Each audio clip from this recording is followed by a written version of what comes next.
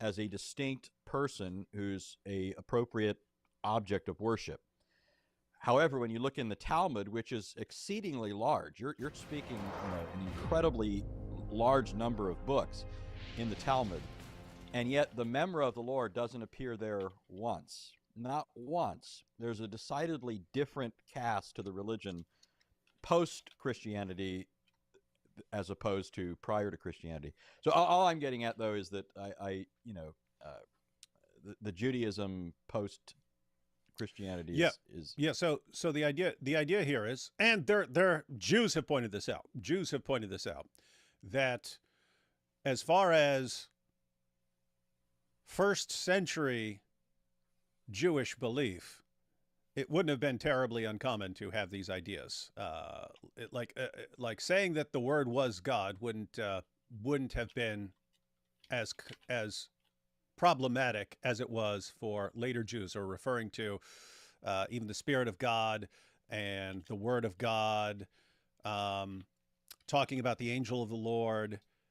The idea is that after Christianity started spreading, rabbis started distancing themselves from these ideas because Christians were using them. So Christians started appealing to these ideas, which were there in Judaism. We see the ideas in their Targums. So the ideas were there, but once Christians start using these ideas, then it's let's steer clear of these ideas and stick to complete Unitarianism. And so what you're saying is that that what is now Orthodox Judaism has a lot of post-Christian elements to it. Something along those lines. And I'd also say that even since the time of Maimonides, Judaism has significantly changed. Maimonides was not just immediately accepted by people. He caused a firestorm of controversy among large groups of Jews. The Jews of France, for example, they thought that he was innovating. And a lot of it was because he was influenced by Islamic philosophers. So what is now considered by a lot of Jews just standard Judaism is really a post-Maimonides Judaism. So the Talmud's not even, I think it's post-Christian and it looks different than Second Temple Judaism, but even the Judaism of today is not entirely Talmudic. It's very much influenced by Maimonides. Maimonides had these things. His book, Guide for the Perplexed, was very much seen by contemporary Jews as a kind of an attempt to, in an unorthodox way, philosophize Judaism and bring things into it that no longer rely on Jewish tradition, but rather on science and logic and reason and things like that. There was a lot of discussion about that. That is true. All right, let's see what they've got here. A biblical Zionist. By that I mean someone that believes the physical Jew is entitled to the physical land of Israel unconditionally forever.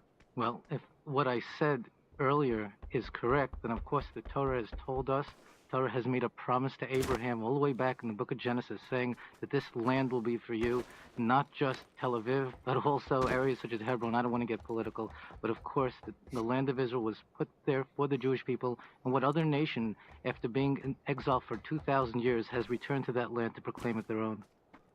Dr. Brown? I agree wholeheartedly. Psalm 105 makes it categorically clear, reinforcing everything that's come earlier, that God has given the land to the Jewish people as a promised inheritance.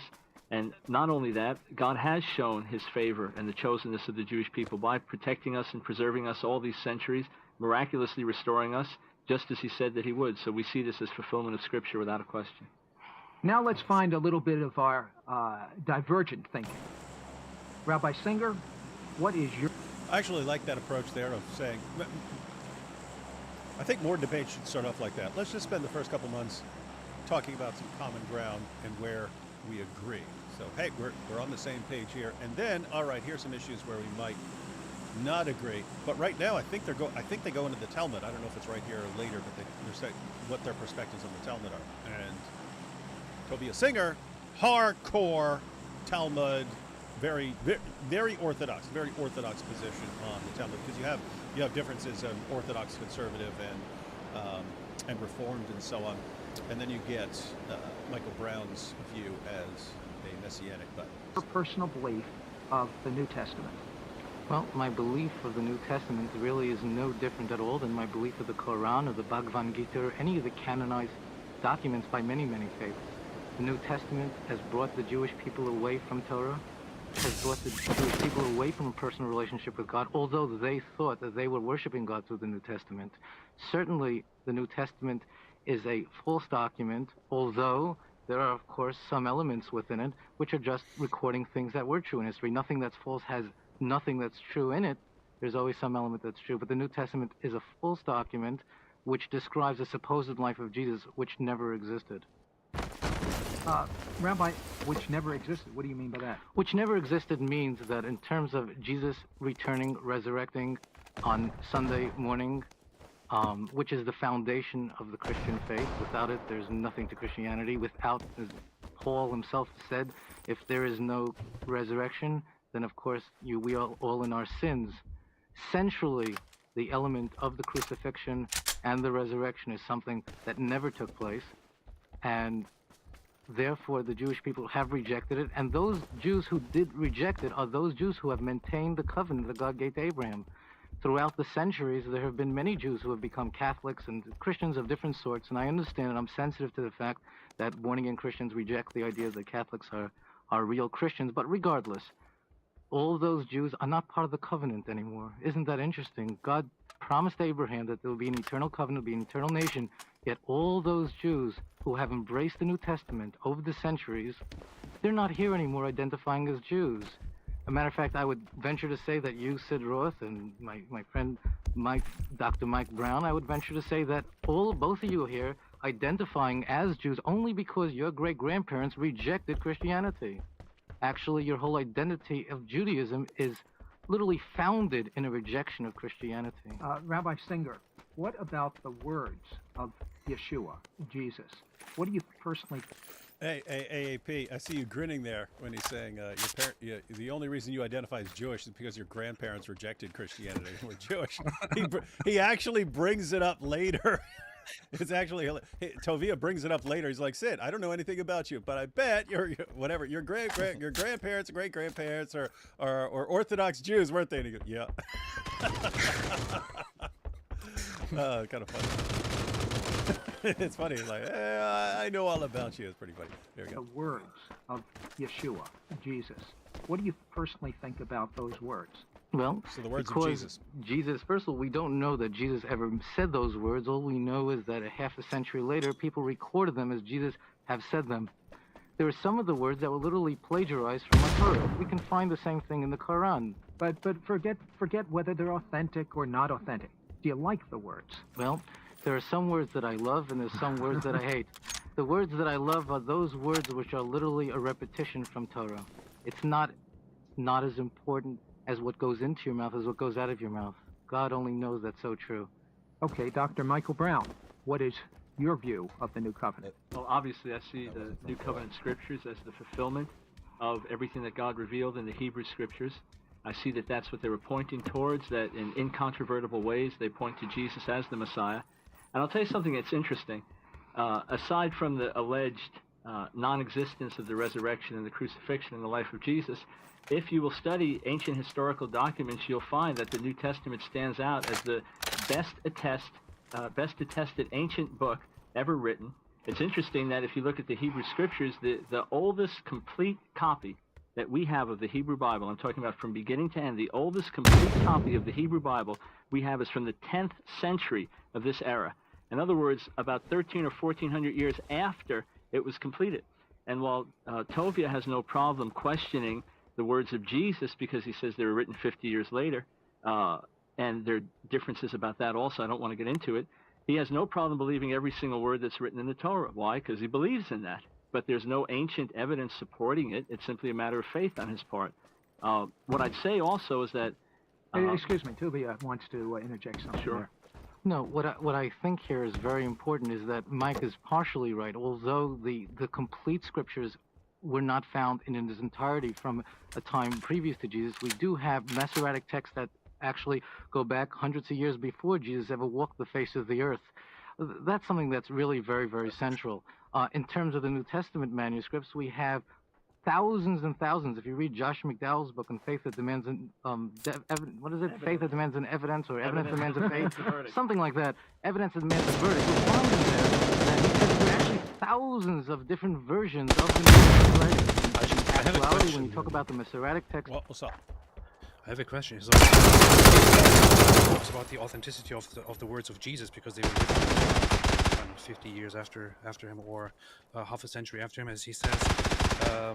Wouldn't the accurate comparison then be to go to when the Torah was written in relation to the people who are reported to have spoken certain words or delivered certain words in Moses, for example, or the other prophets that that certain books of the Tanakh, the Old Testament, attributed to? or like the Torah saying what Abraham said, which is long before the Torah is being written.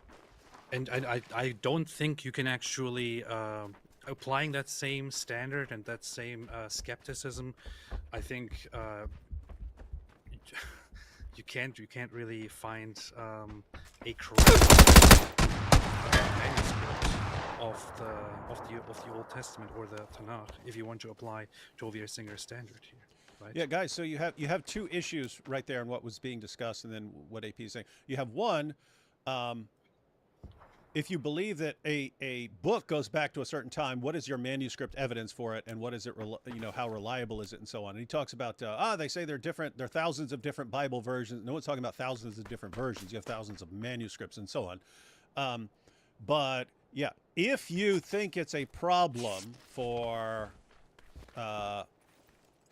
the dating of the manuscripts. So let's suppose you think it's a problem that you're using 3rd or 4th or 5th century manuscripts for 1st century documents.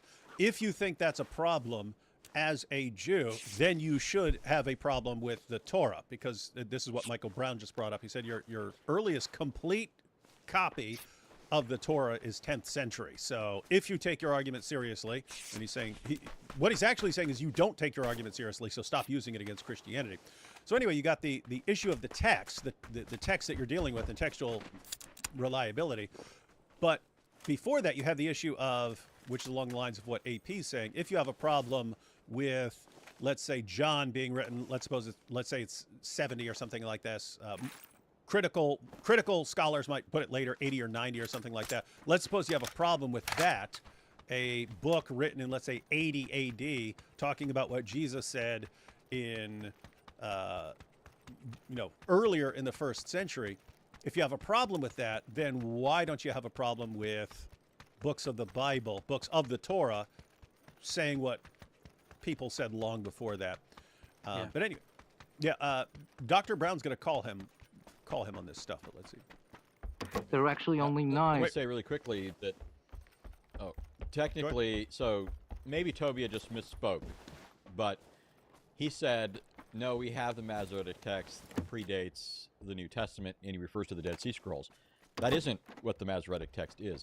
Now, I do think there's a fundamental relationship between the two, but the Dead Sea Scrolls are not the same thing as the Masoretic text. The Masoretes were post-Christian Jewish scribes who copied the text, and I think they were very faithful as far as the consonantal text, but the pre-Christian Dead Sea Scrolls didn't have any vowel pointings, and those vowel pointings are largely unnecessary. If you know Hebrew, you can read it without having the vowels. The different combinations wouldn't make sense in just any old context, right? So the vast majority of the words would be intelligible to you. But there are some occasions when not knowing the precise vowels would give rise to an ambiguity. And so when you look at pre-Christian Jewish interpreters of the Old Testament text, they sometimes reflect an understanding of the text that's different than the later Masoretes, because they assume different vowels in some of those places. And that's why there's some difference between how the New Testament writers quote the Old Testament and what you find in the Masoretic text. A lot of it comes down to a difference in how you read the consonantal text. Anyway, just a technical point, that the Masoretic text doesn't predate the time of Jesus. And we have from Lewis Truth Defenders, gross oversimplification of McDowell's book. The variants are not an issue as he makes it to appear. Yeah, that's also an issue with Muslims. They'll hear talk about, but there are all these textual variants. You see this as a problem. It's a problem for them. The people who actually study it and deal with the textual variants, they're usually using this to show that it's the best preserved book of the ancient world. You have a bunch of variants because you have a bunch of copies. In other words, you have a bunch of copies that people wrote by hand and passed around, and then people made copies of those copies, and you end up with a ton of copies of the New Testament. Because you have a ton of copies, you have a ton of textual variants, spelling differences, things like that, because the way people would spell words could vary from region to region. Guess what? If you have a manuscript where it spells John with one N, and you have another manuscript that spells John with two N's, because both spellings were completely acceptable, those count. Every time the word John appears in either manuscript, that counts as a textual variant. That's a textual variant. And so the point of people counting up the textual variants and so on, it's usually to show that the textual variants don't affect the meaning, they don't affect any doctrine, and we can spot them because we have tons of manuscripts. And so that's how they use it. But the takeaway for people, oh, what? They have tons of textual variants? Oh, you see, you can't trust that book. That's not the point. The point is, look how reliable this text is. Interesting stuff. So, yes. Let me throw this in. I can't help it, but there's an irony here. So Tovia is appealing to the Dead Sea Scrolls to respond to Python, even though it's not a sound argument it's making. But if we go by the Dead Sea Scrolls, says it uses the when it says he was marred more than any man or beyond the sons of men, but in the Dead Sea Scrolls it says I have anointed his appearance more than that of any other man. He's anointed beyond all other men, which is a way of referring to the priests in the book of Leviticus. I'm also going to just say one thing very quickly, which is that the Dead Sea Scrolls actually have very slight variations. Yeah, that's true, and it wouldn't refute the point. If you're talking about the Dead Sea Scrolls, so you're talking what, 1st, 2nd century BC and so on. Those are still those are copies of texts that were long before that, and so if you have a problem with later manuscripts and so on, you should have a problem with your own scriptures. Again, guys, exactly. the point is not oh, you can't trust this book. The point is, Rabbi Tovia, you don't believe what you're saying. You don't believe that it's a problem. You believe that you had people who reliably transmitted your scriptures. Why are you acting like that's an impossibility for us? Why? So that's the point. Let's see. Like that, evidence that demands a verdict. You'll find in there that he says that there are actually thousands of different versions of the New Testament writings. In actuality, when you talk about the Masoretic text, there are actually only 9, and one of them actually takes in about 90% of all the Torahs we have today. Yeah, just in response to that, to make a couple of corrections on the statement, the Dead Sea Scrolls, as they're commonly called, that Tovia was referring to, dated the earliest from a couple of hundred years BCE. BCE is before the Common Era, and that's the Jewish way of saying BC. Say that they date from a couple of hundred years at the earliest before Jesus. What's interesting is that there are many, many variants. In other words... Hey, 1 second here. David is doing everything he can to try to discredit the Tanakh, yet Christianity is highly dependent on the Old Testament. It's ludicrous. Are you talking about some other David? Dan, Dan, let me know very quickly, because you're either a complete liar or you're insane. So we might actually want you to get mental health. Are you talking about me here, or were you talking about some other David in the chat? I'm looking. David, why are you attacking the Bible? Why are you doing this, David? I can't believe that you spent this entire presentation attacking the Tanakh. That's weird stuff. All right, sorry about that. Let's go back to this. When he said that every single letter is inspired, that was a statement of faith because of the fact that there are many, many variants in the writing. When we get down to the New Testament text and the thousands and thousands of texts that we have, the fact is that if there are, quote, divergencies, they are absolutely slight and minute. The other thing I wanted to say to clarify this, especially for the Christian audience, Rabbinic Judaism does not follow the literal word of the Torah. It's often been said that you cannot have Christianity without a Christ, or you cannot have Messianic Judaism without a Messiah. That's true. Just like you can't have marriage if you just have a husband. You need a husband and wife. The fact is that you cannot have rabbinic or traditional Judaism without rabbis and tradition. And as an Orthodox Jewish lawyer, Chaim Schimmel says in the beginning of his book, The Oral Law, he says the Jews have never followed the literal word of the Hebrew Bible. The Jews have followed the traditions of the rabbis, believing that God also gave another Torah, another divine word to Moses on Mount Sinai, and it's only through that oral Torah, which was passed on allegedly through every generation, that supposedly you can understand the Hebrew Scriptures. So, I just wanted to pause real quick, just for a quick comment, because this ties into what AP was saying.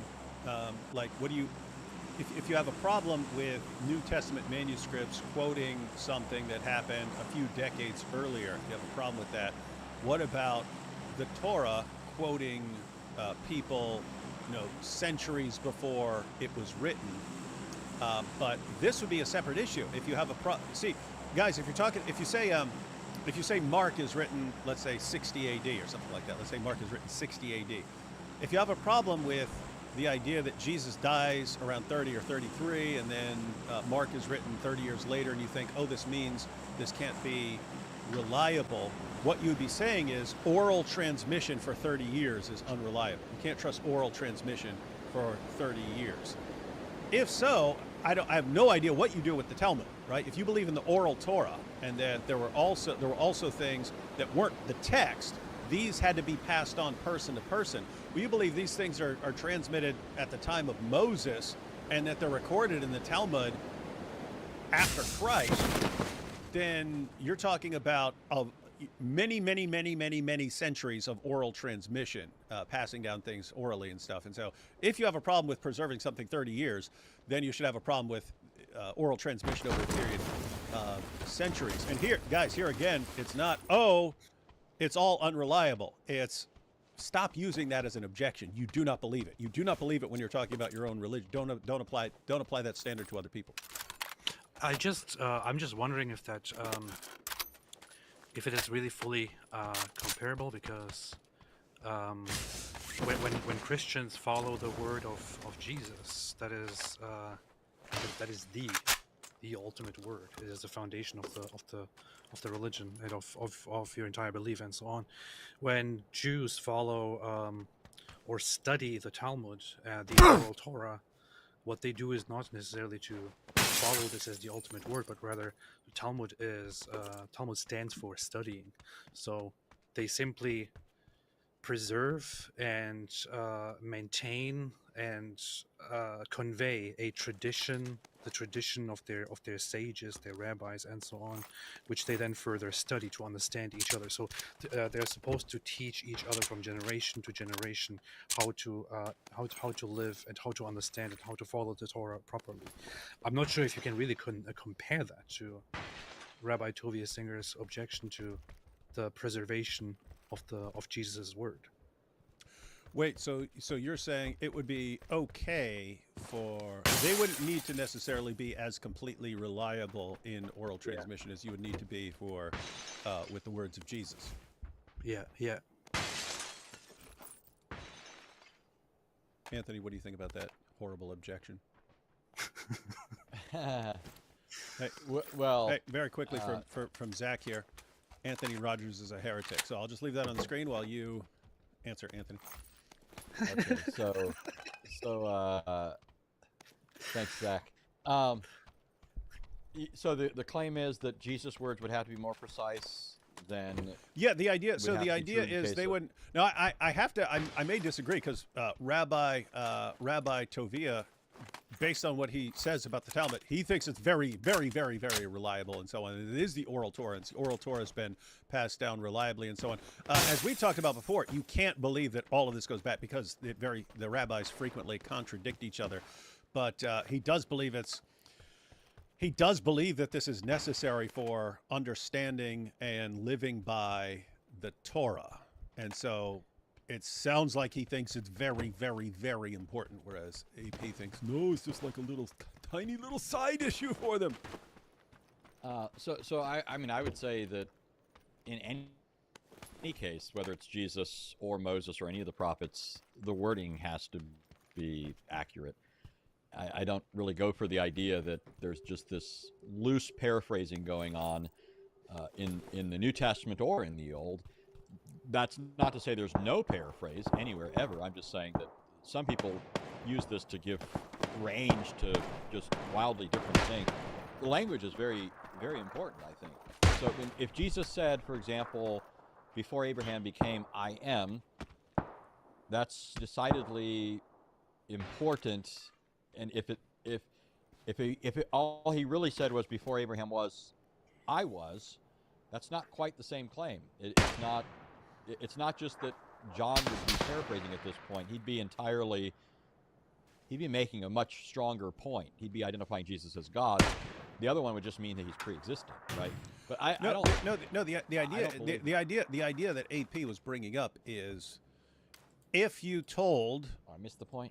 Again, Rabbi Tovia, based on what he's about to say, has a very, very, very strong view of the accuracy of the oral Torah as it was transmitted over many centuries. What AP was talking about was, if you're a Christian, the words of Jesus are absolutely foundational, and therefore it would be required to be extremely precise in what Jesus' words were. They need to be completely reliable. It's the foundation of your religion. But he said, as far as my comparison, because I'm the one who compared it, I objected and I said, oh, well, if you have a problem with transmitting the words of Jesus over a few decades, you should have a problem with transmitting the oral Torah over many centuries. And AP pointed out, well, the oral Torah isn't as important as the words of Jesus would be to a Christian. I wouldn't say as important. I would say it wouldn't be as important to have the exact perfectly transmitted statements, right? Yeah, I mean it. Wouldn't be as, it's not as foundational. Not necessarily as important in having the exact wording. Where if you're going to say you should expect Jesus's words to be perfectly delivered and all that, you can't really necessarily turn this around on the oral Torah, because the oral Torah is a vast collection and preservation and conveyance of traditions by sages and scholars who read it and then interpret it and discuss it and deliver it and so on. In which case, I'm not sure if you can really have the same expectation of the preservation of the oral Torah that you would have of the preservation of Jesus's word. No, I don't. And if you listen, Tovia was basically saying you know very little about Jesus, and it's because you can't trust the books that it's recorded in. They're recorded decades after the events, and so there it's like, it sounds like he's saying you can trust almost nothing that you're told about Jesus, because these things are a few decades afterwards. And so I think that would apply. It's like, okay, if we can't trust that we know things about Jesus and so on because they're a couple decades later, I don't know. I have no idea why we would trust the oral Torah transmitted over many centuries. So I think I stand by my. I understand your point, AP, that it wouldn't be as required to be, but that's not his point. His point isn't you can't trust the exact quotation here. He's saying you don't know about Jesus. I said that now because you confused me. What I'm actually what I would say is that you wouldn't. We agree that you're confused. You wouldn't necessarily expect that the oral Torah is just as reliable or accurate as the words of Jesus are, because the oral Torah is meant to simply help you experience or follow the Torah properly. Where the Torah is the foundation, the oral Torah is how to understand it and live by it and so on. Whereas with Christianity, you would have to have reliable information that this is actually what Jesus said, this is actually what Jesus did, and so on. Yeah, and so I would I understand what you're saying. I don't. Well, I'm right. So. Yeah, I don't think that applies to what he was saying. Is, hey, you guys know actually next to nothing about Jesus because your sources are late and unreliable. And it's, if you think these sources are late and unreliable, then you actually have problems with with the Torah because of the manuscripts, and with the oral Torah. If you think that it's just a rule that you can't trust stuff if it's a couple, or if it's dependent.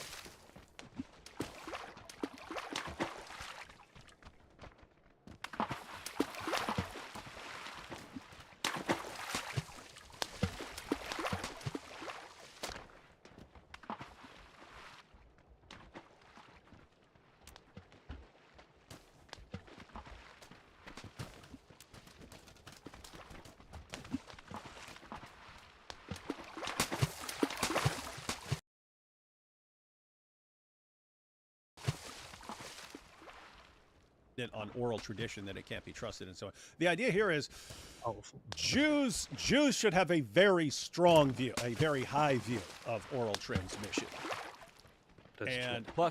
And by the way, that's correct. When the Apostle Paul was talking about passing down traditions and so on, he's using the language that the rabbis use to talk about, and they thought it was very important to reliably pass on the traditions that were handed down to you and so on. So culturally, it's a different culture. They were very careful about passing down oral tradition accurately. And so when Paul is talking about the traditions that he received and so on, this is a Pharisee who was trained by rabbis. So he would have been pretty darn careful in passing on what was handed him. He said, "I am a Pharisee." Fact of the matter is, what I'm looking for is the literal truth of that only points us in one direction, and that is towards Yeshua, Messiah, and not the path of traditional Judaism. Rabbi Singer, what is your view of the oral law, the Talmud? Okay. First of all, I just wanted to touch on one thing that Mike had said. Mike talked about the New Testament being this early, unique document talking about the resurrection and crucifixion of Jesus. It's important to state here that there was nothing else. That means no one else wrote about him contemporaneously. And let's take a look at the people who might have written about him. You have Philo of Alexandria, a person who wrote extensively, didn't write a word about Jesus. Isn't that interesting? If he really made such a mark on his generation, not a word was said about it. You look at the book of Josephus, which was written a little bit later than Jesus, but very, very, very short time. And we find there that Josephus said almost nothing about Jesus' life, and the few sentences that were said about him, most scholars, or many scholars, if I'm going to be corrected on that, believe that those were added in later on. That's first of all. By the way, just a point. Michael Brown doesn't actually respond. No, most scholars believe that Josephus did write about Jesus, but that a later scribe embellished certain things. I have seen people who don't think that Josephus was embellished. They think that Josephus was saying those things about Jesus. But Dr. Brown doesn't bring that up, but he brings up a more important issue of consistency here. Did you want to say something, Anthony? Let me say, yeah, before you go on. So, yeah, the scholarly consensus is that the Testimonium Flavianum is original. He does talk about Jesus, though there were some Christian interpolations over time. And part of the reason for that is when you look at the different manuscripts that we have of Josephus, translations and so forth, you still have reference to Jesus, even though there's some variation in these other translations. So, for example, the Arabic version makes reference to Jesus, though it's slightly different. But in any case, that's only with respect to one of his statements about Jesus. They don't equally challenge the other statement about Jesus. James. And when it makes reference to his brother James, and it also mentions John. He also mentions John the Baptist and so forth. But anyways, I was just going to say about Philo. That's a really strange. I've never heard anybody else do this, and for good reason. I mean, Philo was contemporaneous with Jesus and the apostles, but he lived in Alexandria, Egypt. What did he have a news channel telling him what was happening over there in Israel that he would be writing about Jesus? I mean, I've never heard anybody say that. Read about it. Yeah. That is strange. So guys, I mean, think about this. His argument is the argument that he just used, and I agree. This is a terrible argument. His other arguments may be brilliant and correct. This is a bad argument. So you have a bunch of people writing about Jesus in the 1st century. So you've got the gospel writers, you've got the Apostle Paul, you've got other letters, and eventually you start getting to non-Christians like Josephus and Tacitus and so on. But right there he said, well, Philo from Egypt, well, he didn't write about him, so I mean, how big an issue could Jesus have actually been? And I just think that's pretty.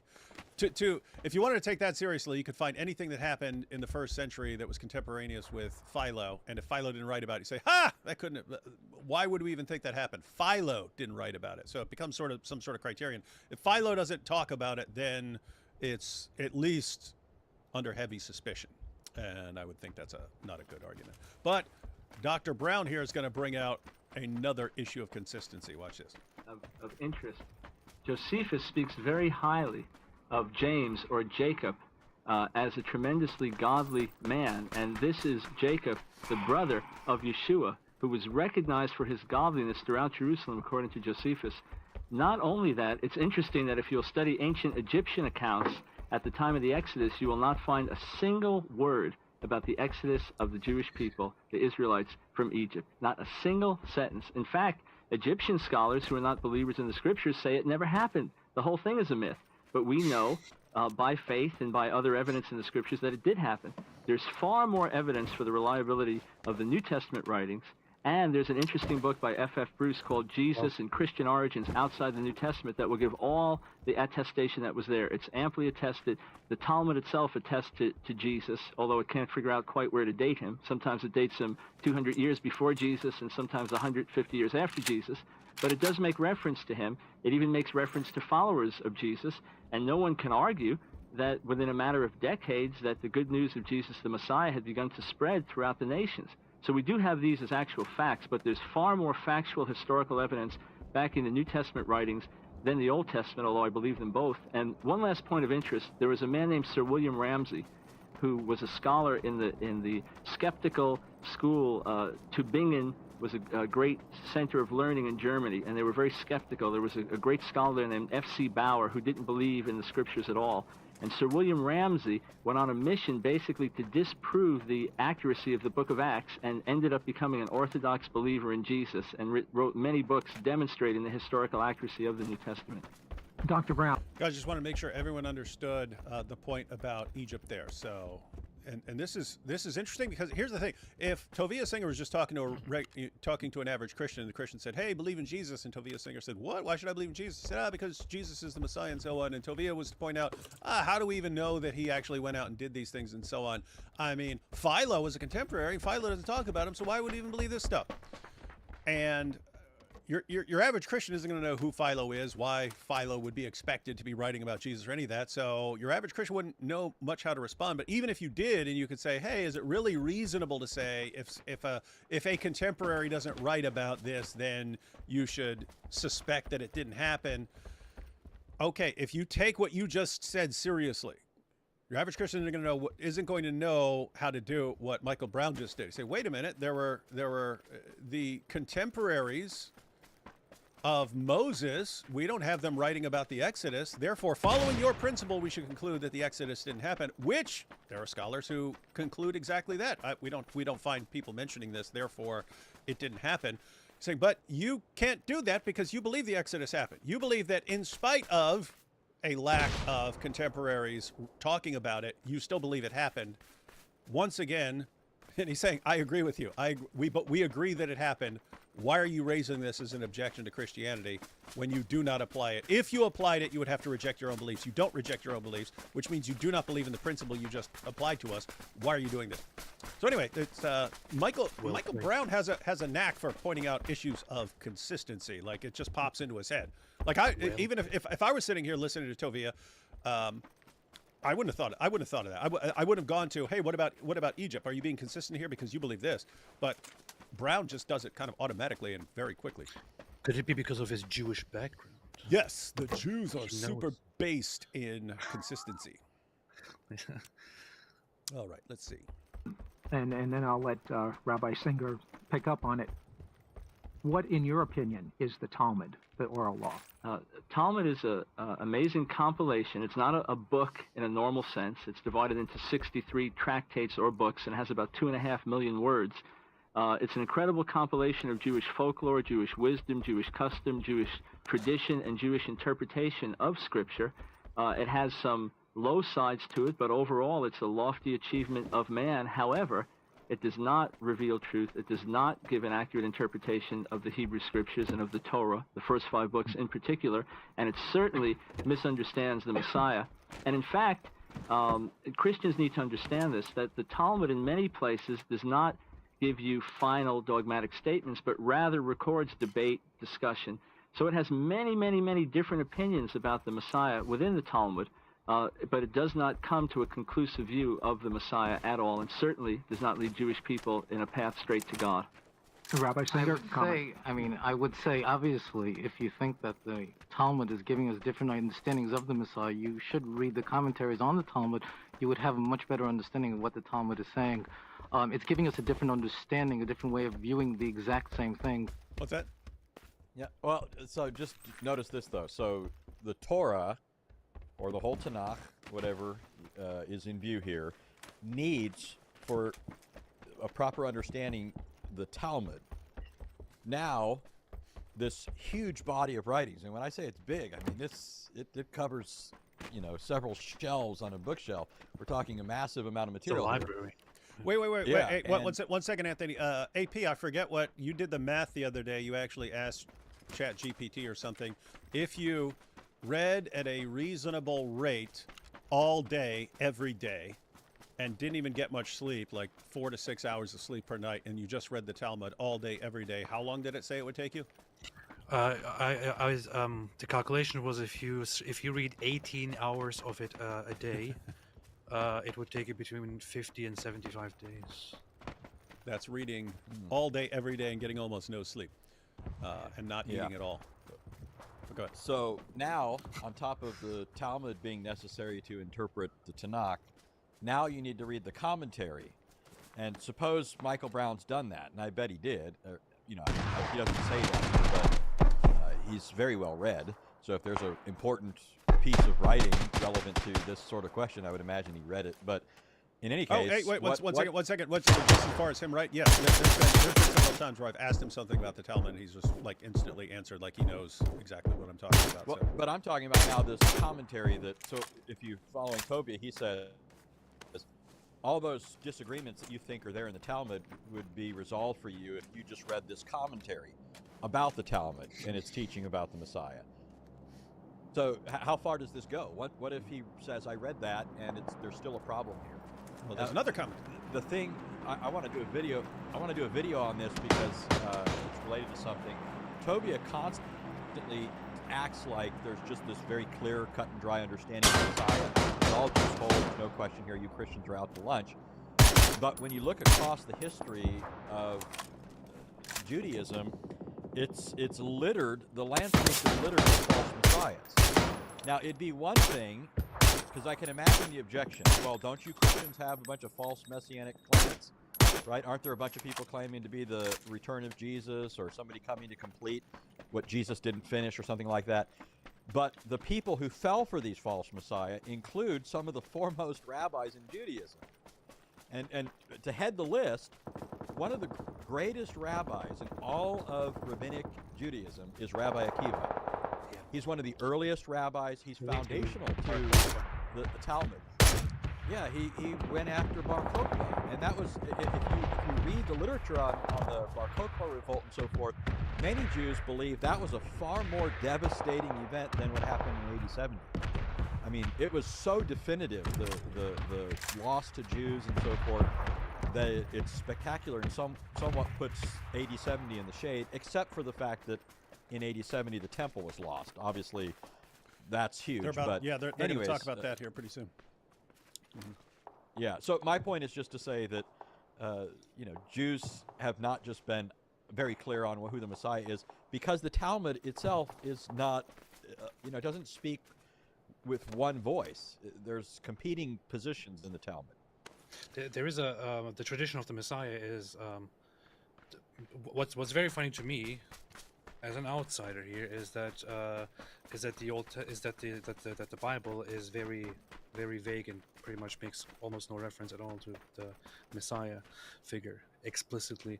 But in Jewish history, in Jewish tradition, very early on, especially around those times, around the time of Jesus, it wasn't just the Christians who had a belief in a contemporary Messiah.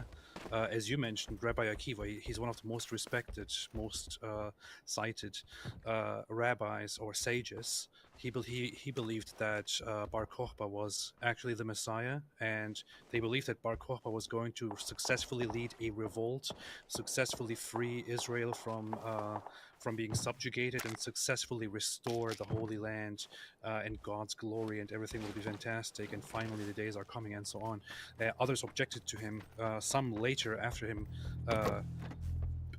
heavily criticized him because of that, while respecting him for his status as one of the foundational sages in Rabbinic Judaism and so on. But he wasn't the only figure. There were many other Messiah claimants that some went after. Even today we have a very well respected rabbi who passed away decades ago, and he was an amazing rabbi. Menachem Mendel Schneerson. He is known as colloquially as the Rebbe. He was the head of the Chabad organization, which is the greatest, most well-known Orthodox Jewish organization. Among his followers, he has a very respected following, and they are split. There is a faction among them who thinks that he was the Messiah, and who still think that after his death he is still the Messiah and he's going to somehow come back, while others say no, that is just not what we do. So even among rabbinic Orthodox Jews, there is even currently right now a discussion about a possible Messiah who came and who just recently died, and it might be coming back, and so on. So there are lots of disagreements on this topic. This comes up. Oh, I just want to point. This comes up later. I don't even know if we'll get to it. I think it's it's towards the end or during the Q&A or something like that, where they're even talking about rabbinic commentaries and so on about the Messiah, and Michael Brown is pointing out some of the different interpretations there, and he's pointing out that Rabbi Tovia thinks that there's like this one view, and he's like, no, they have all kinds of views on this stuff. Mm-hmm. Yeah, I just wanted to underscore the fact that these different messianic claimants were believed by prominent, studied rabbis. And when I talk about studied, I don't even think it's fair in one sense to look at Tovia and say, he's if we come down on this side and say he's refuted here, that therefore Judaism is refuted. I do think it's wrong. I'm a Christian, obviously, but Tovia doesn't hold a candle to people like Rabbi Akiva. He doesn't hold a candle to many of these guys in the Chabad organization that AP's talking about. I mean, when you talk, these guys, think of like Maimonides. I mean, this guy wrote. I don't even know how people write this much. He wrote so much just on the Talmud. When you compare what these guys did to the stuff that Tovia produced, I'm not trying to put Tovia down. I'm just making the point. You've got people that are incredibly grounded in rabbinic literature who fell for false messiahs. That that should indicate it can't be as clear as Tovia thinks from their sources. We're going to see some about that. Take a couple of super chats here. OCD Light is called OCPD. That would be Obsessive Compulsive Personality Disorder. I'm wondering if there's like a light version of that, because there's only a couple little weird things about me. Watch Dr. Brown discuss with Rabbi Blumenthal. Is that actually good? Is Rabbi Blumenthal very, very knowledgeable? We don't want to look at something where like one side crushes the other. I mean, if one side crushes the other and they're both well represented, then that tells you something about the positions. But if Rabbi Blumenthal actually did like a great job defending his position and they went up against each other, then let me know in the comments, because I would be interested in knowing that. AP, where's your bookshelf? Doesn't have any because he doesn't read. It's right here, man. Have it. Merry Christmas, you filthy animals. Christ is King. Oh, you and AP and Anthony. Chef's kiss. Pasta hands. Wow. I'm just here for moral support. Can someone both take away AP's keyboard and also buy him a better PC, please? No. We have all volunteered to get AP a new computer anytime he spends 5 seconds posting a GoFundMe. My wife asked if she was my angel, replied yes. When she arrives, I cower in fear until you say, do not be afraid. Needless to say, she wasn't happy. No. Post-Christian mystical Jewish texts like the Zohar, Yetzirah, etc. are just Christianity without giving the credit to Christ. They realized without Christian revelation, Judaism is lacking collective silent acknowledgement that Christianity is correct. That seems like a little bit like a bit stretch. strong.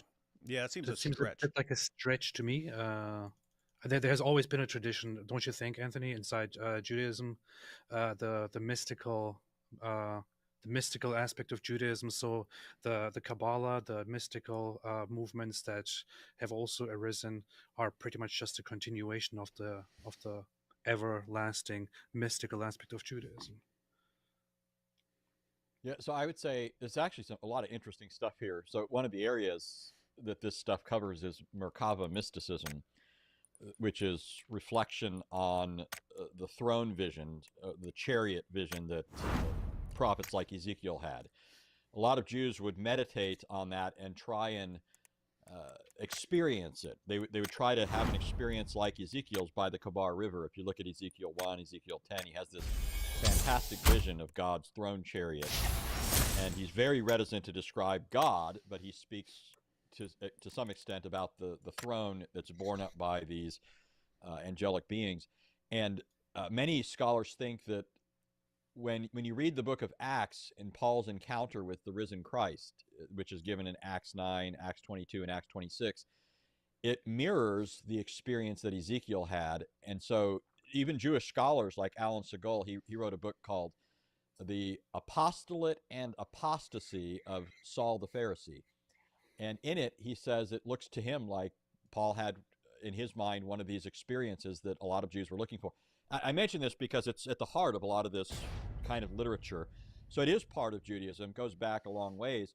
But what's interesting about it, I think, and this is how I would put it, is this is something that was more common among Jews, but was sort of pushed out of the common experience of Jews. So that, in other words, the way most Jews approach this now is the ordinary Jew is not supposed to get into Kabbalah or the Zohar and stuff like that until they're very advanced. Mm-hmm. This wouldn't necessarily have been the case way back.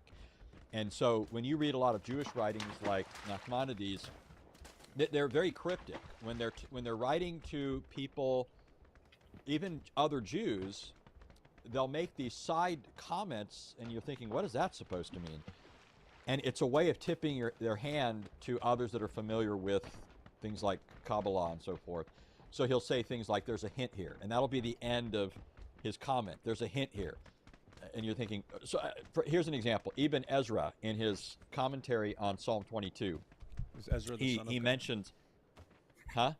Ezra the son of God? Yeah, Ezra, the son of Allah. Ibn Ezra, a famous medieval rabbi, So he's Ibn commenting Ezra, on Psalm. Ibn Ezra would be the grandson of Allah. Yeah, the grandson, exactly. But he says if you look at this, is surprising to a lot of people, but if you were to ask Tovia Singer or other Jews opposed to Jesus who the subject is of Psalm 22, they would say Esther. The one suffering there that's all about Esther. Well, even Ezra didn't per se go with that, at least not in the entirety of the psalm. When it talks about the garments of this figure being parceled out and casting lots for his garments, he says this has to be a reference to David because it's obviously a royal garment. And the reason it's a royal garment is because it's not only talking about a garment that's split up, but of a garment that's of one piece. Remember when Jesus is crucified, they take his outer garment and they part it among themselves, but the inner garment was of one piece, so they cast lots for it. So he's saying this has to be a royal garment for those sorts of reasons. And so it's talking about David. And then he says at the end, he says there's a hint here. And that's all he says. And you're thinking, what is he talking about? Well, this is just classic Jewish ways of nodding to other Jews, saying, there's something else here that you're supposed to pursue, but I'm not going to say this in front of other watching eyes.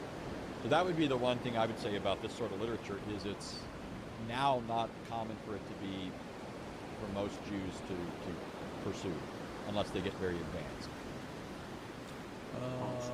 Dank, I came late, but I did say I'd pay. Thanks for doing this. No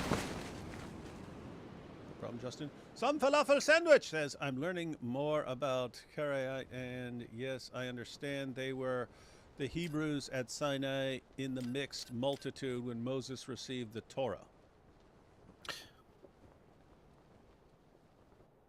Weren't Karaites a reaction rather than that to Jews who were going with the oral Torah and all that? They were rather a reaction at trying to say, how about we reject all of that and just no? and only go with they would Torah. They would trace, this is their account. They would trace themselves back to first century Jews, just like the rabbinic Jews would. Some would say they, if anything, came from the Sadducees. There's debate all over the place. But then I think the more standard view of many people would be that they originated, like AP said, after the Talmudic rabbis and in reaction to them, because they thought that they were departing from the Torah by their traditions and so forth. Mm-hmm. Yep, I'm not sure about any of that. Thank you, David, for your insights in 2024. That's what we do. I'll be glad to give a Jewish opinion on these topics. Hey, fun game! If you want to have a discussion about some of the passages and so on, send me a message or leave a comment in the post a comment afterwards, and say what you'd be interested in discussing. As I mentioned, because I said what I'd like to see from, like, Michael Brown and Tovia Singer's, like a more in-depth discussion, just where they're actually going through it and a passage. That and go through them and discuss them, be totally open for that. Jews have to do so much gymnastics to explain away Daniel's prophecies dating the Messiah in Jesus' time. The apologetic answers are embarrassing. That's also about to come up in the discussion with Rabbi Tovia Singer and Dr. Michael Brown. Michael Brown's going to claim that the Messiah had to come before the Romans destroyed the temple. So we're going to check that out here in a second. Wording of Jesus quotes, but on the there are many contributing sources attesting to the resurrection in addition to the Gospels. Well, for certain claims, you do need exact words of Jesus, or it would kind of lose its meaning, or it wouldn't qualify as like a proof text for something.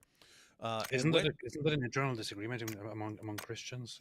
Aren't there, like, don't Orthodox Christians, for example, have more the view that they don't necessarily rely on the literal word, but rather just on the teachings or something?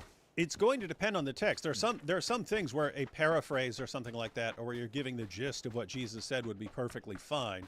As Anthony was pointing out, when Jesus says, "Before Abraham was, I am," the wording there is very important. If you want to say, if he didn't say exactly that, but it may have been worded somewhat differently, that would kind of matter. That would matter. So there are places where you would kind of, if you wanted to build theology or base your theology on a statement of Jesus, you would have to believe that you have an accurate statement from Jesus and not something that was reworded or something like that. Let's see. When are you guys getting the best AP Arabian Prince on? AP versus AP fight. Whoever wins keeps the acronym. Who's Arabian Prince? That's the guy on NWA way back in the day. Remember they had a guy named Arabian Prince. I don't watch NWA, man. That's not a TV show. I know exactly who Arabian Prince is, man. You're fibbing. No, I know. I know you do. I know you do. No, there was a Russ. I think there was NWA wrestling. National. I'm giving Wrestling away how I Association. grew up. But, yeah. Let's see. Switch to Rabbi Blumenthal versus Brown midway. No, but is this the same person who recommended Rabbi Blumenthal before, or is it different? Because if it's different, then that would be multiple claims. I'm trying to find where that was. I just want to know if this is someone else recommending Rabbi Blumenthal. Where is it? I don't see. I'll have to find it later. But yeah, if that's multiple people saying, "Hey, Rabbit, switch," that we should check out Rabbi Blumenthal, I would definitely want to check it out. Anthony's discussion of Isaiah and John the other night was awesome. Well, are we just supposed to take your word for it there, Bo Rudder? What's so funny, Anthony? All right, everyone, let's jump back into this discussion. But what's most important is understanding... Excuse me, where did the Talmud come from? Well, the Talmud is actually a commentary. The Talmud is a commentary on something called the Mishnah. Now, what happened was, when the Jewish people went into exile after the Second Temple was destroyed, it was a very, very different kind of an exile. In the First Temple, when the First Temple was destroyed, the Jewish people went almost as a whole. Most of them went to Babylon, and that's where they lived until very few of them went back to Israel. When the Second Temple was destroyed, it was something horrific. The Jewish people were spread out throughout the Roman Empire, and it was something where the Jewish people literally lost their autonomy in any way. During that time, there was a great person, his name is Rabbi Yehuda the Prince, who was actually a little bit later, and he realized that if the Jewish people were going to different corners of the world, unlike the first exile, it was essential that these things which were transmitted orally could be now written down. That was very important. Later on, the Talmud, the students of the students of the students, had to then write down a commentary to what these great, they were called Tanoim, wrote down, so that it can better be understood what they were saying. And they were passing on a tradition, by the way, that even archaeology can point out. Now, did the oral law supposedly come from Moses, who got it from God? Is that your correct. belief? Oh, yes. Now, what portion of that, of the Talmud came in that portion? Actually, not only was the Talmud from the oral Torah, there are many, it's all part of what we call the Masorah. But if it's portions of it are just commentary, then that could not have come from God. Well, let me give you an example, because I think a lot of people in the listening audience are having a little difficulty with what we're trying to say. For instance, a Jewish person, when it comes to Shabbos, the Shabbos will be coming in a few hours, there are many things that he's not permitted to do. It's a statement that God created the world and we don't come from monkeys, and that's very important. Yeah, under certain circumstances, we're permitted to violate the Shabbos, specifically when there's any question where there is a jeopardy to human life. Now, a Tana could have written, for instance, in the Tractate of Shabbos, that you are permitted, for instance, to kindle a fire on Shabbos. So the people who lived in his generation, they understood exactly what he meant.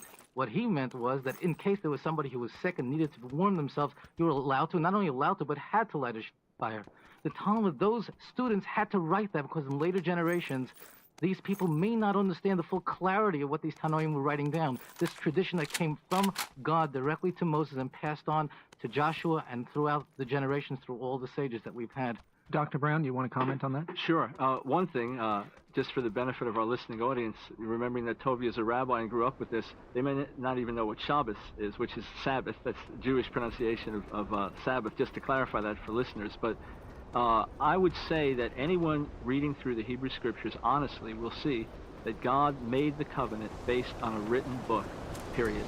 There's not a stitch of supportable evidence throughout the entire Hebrew Bible that God gave an authoritative oral tradition to Moses at any point. It's based on the book. In fact, when you go, and there are many, many proofs within the Scriptures for this, and we may not have time to get into it, but when you get to Joshua chapter 1, verse 8, God says to him, Lo yamush sefer Torah zemi picha. This book of the Torah of teaching, this book of the law will not depart from your mouth. And then he goes on and tells him to meditate on it day and night, etc. Why? The covenant was made on the written book.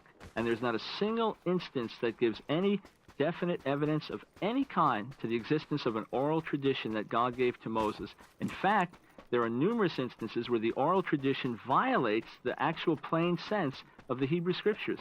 That's why I said that Jews, religious Jews, and I admire rabbis for their sincerity, and we can have a friendly dialogue and differ and disagree, but I do want to point out that traditional Jews do not follow the literal interpretation of the Hebrew Scriptures. Rather, they follow the rabbinic interpretation. And there's a world of difference in many, many cases, and it's important that we recognize who is following Scripture alone and who is not, because it's a major issue. Well, I would say, Mike, you're wrong over here.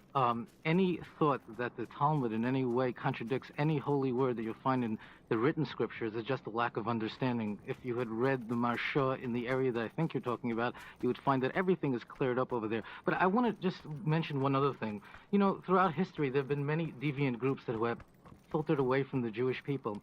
And some of them have said, you know something? We reject the oral Torah. We reject this holy Masorah. Guess where they are now? They don't exist anymore. Look at the New Testament, for instance. The New Testament has a group called the Sadducees who rejected the oral Torah. Does anybody here know, maybe on your block, maybe a few houses down, there's some Sadducees living there? The Karaites, another glorious group. Where are they today? There are perhaps a few families left in Israel. They're really not here anymore in any real way. Isn't it odd that every group that has ever deviated from Judaism has lost the covenant of Abraham? As a matter of fact, I will submit to you that the only people that have maintained the covenant of Abraham are those people that have kept the written Torah as well as the oral Torah. Those who have attempted in any way to deviate have lost out. I mean, it's important to just look back in history. You go to the time of Jesus, just take that period. The Roman Empire had 44 million people, of which 4 million were Jewish. That's 9% of the Roman Empire. We're living in 1991, and the Jewish people only reflect 1/5 of 1% of the world's population. Whatever happened to all those percent? We should have been 500 million people if we would consider that same 9%. They've all been lost away, and they've all accepted the teachings of things that resemble what Mike Brown is saying, and what other people are saying, that Judaism, as it's been transmitted, is, God forbid, incorrect. Dr. Brown, you want to respond to that? That's very interesting reasoning, I have to say. So he's saying, hey, if you're a Jew and you deviate from the oral Torah, if you become a person who says, you know what, I don't trust this oral Torah, I'm not going to live by this, you're going to fall away, and history's not going to remember you. You're going to be lost. You're not going to be part of the Jewish community for very long. And he's saying if Jews had remained faithful to the oral Torah, then they would have been a much bigger part of the global population right now. And so it's kind of a situation where it's kind of like, hey, if you deviate from the oral Torah, as Michael Brown is telling you you should, then God's going to kind of be done with you after a while. You will be humiliated. You will be humiliated by God. Yeah. Is that correct, Anthony? Well, I was going to say, number one, he's shortchanged the Karaites. They've, ever since, we could debate about when they arose. Like I said, their claim would be they just go right back into the Second Temple period, as do rabbinic Jews, according to their claims. But more people would say they arose a little bit afterwards. But in any case, they're Jews, and they've existed throughout the centuries. I mean, I could point to Karaite Jews in the medieval period. In fact, a lot of the famous rabbis that Tovia would point to were having extended debates with these guys, right? So Saja Gaon had extensive debates with Karaite Jews. I just read a book the other day by a contemporary Karaite Jew against the oral law. Nehemiah Gordon is a very well-known contemporary Karaite Jew. They're very much alive and well. If I'm not mistaken, in Israel, the city of Ashdod is full of Karaite Jews. I don't know what he means by 1 or 2 families. That anyways.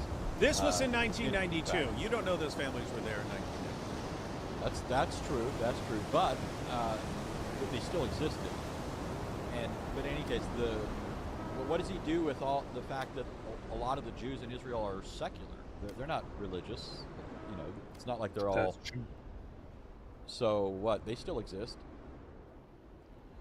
I think more than half of Jews in Israel say that they don't really have an opinion on God.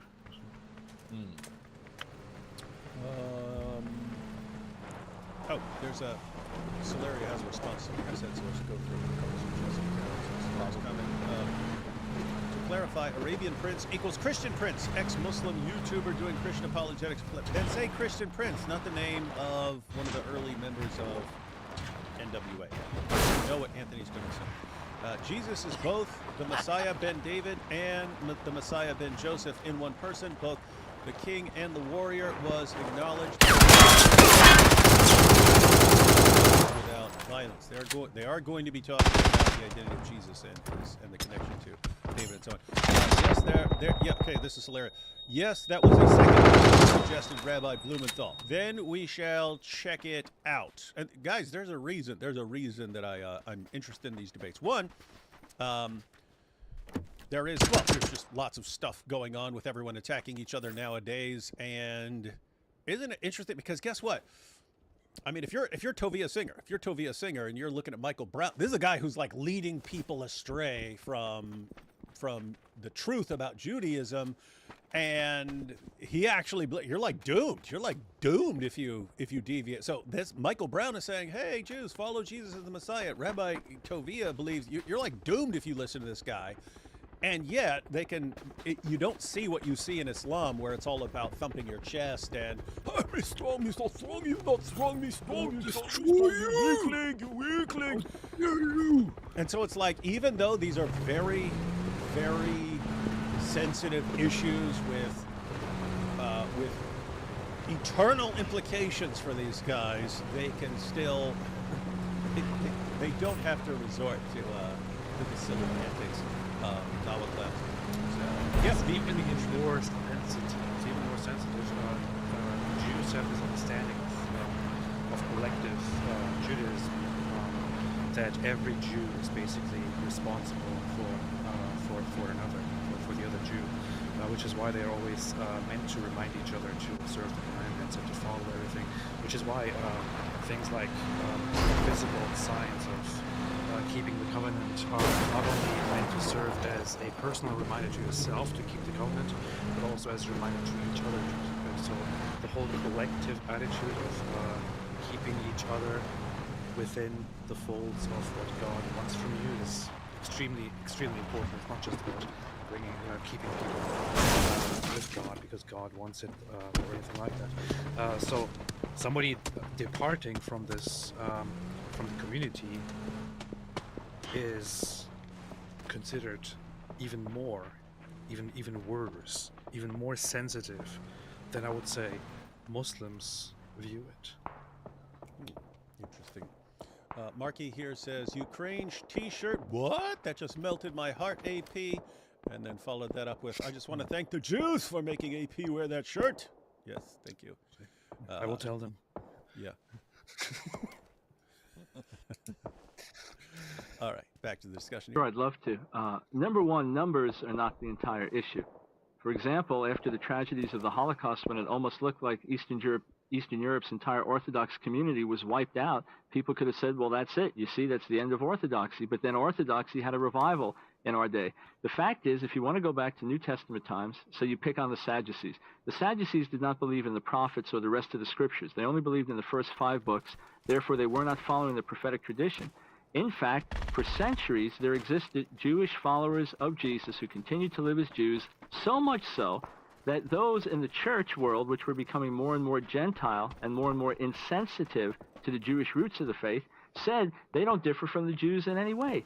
In fact, they were suspect because they were so Jewish, and yet these people, for example, called the Nazarenes, categorically rejected rabbinic tradition and yet held to being Jews and following the scriptures as Jews. They existed for centuries, and there's evidence that they continue to exist, and lo and behold, here we are again today in the 20th century.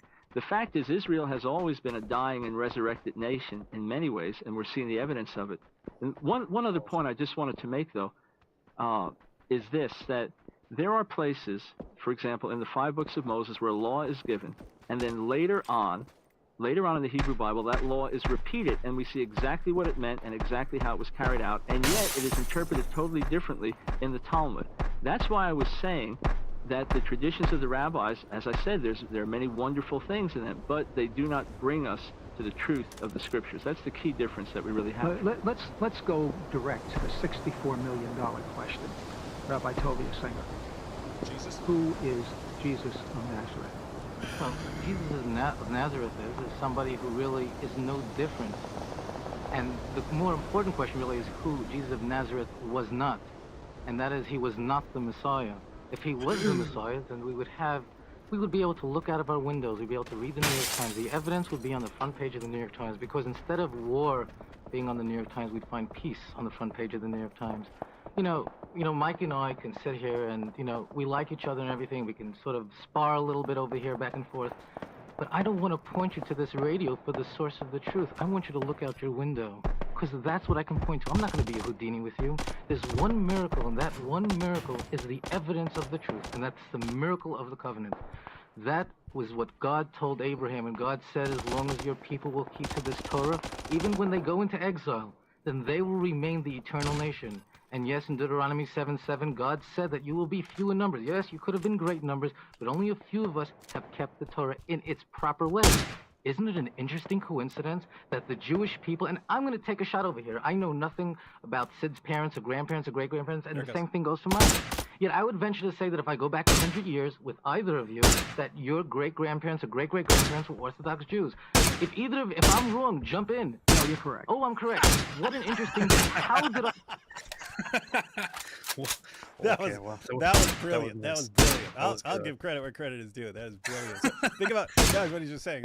Hey, you guys only consider yourself Jewish because you had like grandparents who were Orthodox Jews. You're no longer Orthodox. You're still clinging to the idea that you're Jewish because you had Orthodox Jewish grandparents. You're basically losing your identity over time, and you're still running on the steam of your grandparents as far as your Jewishness and so on.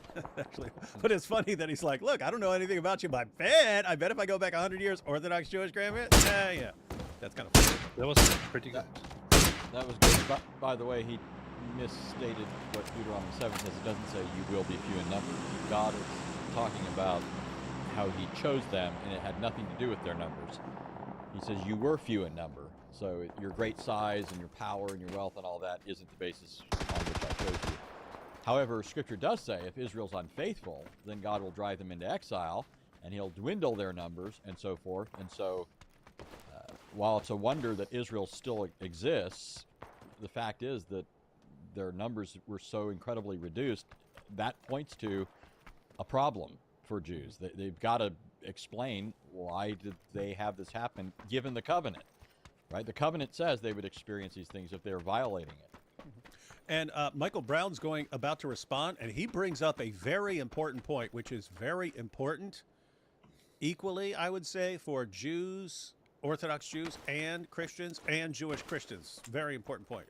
I don't know if he makes it right now or a little bit. I think he makes it very soon, right now. I knew that. Praise God. I knew that's what God's holy word. Because if those people in your background were not living according to Torah, and when I say Torah, I mean the written and the oral, you wouldn't be here identifying as a Jew. You'd be on some Christian radio station, perhaps. Dr. Michael Brown, do you want to respond to the fact that Jesus is not the Messiah because there is not peace on earth?